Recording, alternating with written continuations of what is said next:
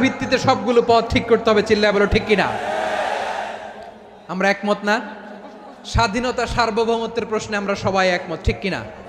আমার নবীরে গালি দিলে রাষ্ট্রীয়ভাবে সর্বোচ্চ শাস্তি তার নিশ্চিত করতে হবে, ঠিক কিনা? এই 10টা কমন গ্রাউন্ডকে সামনে রেখে বিশাল জনসমাবেশ করেন সোহরাওয়ার্দীর ময়দানে, সবাই আসেন।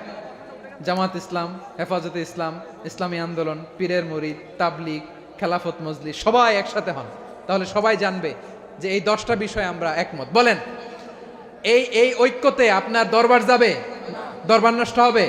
আপনার দল নষ্ট হবে? আপনার আকীদা নষ্ট হবে না?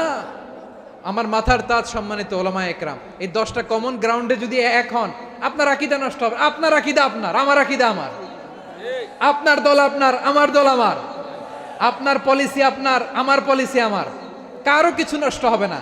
কিন্তু যে বিষয়ে আমরা সবাই একমত, এরকম 10টা মৌলিক পয়েন্টে আমরা একমত হতে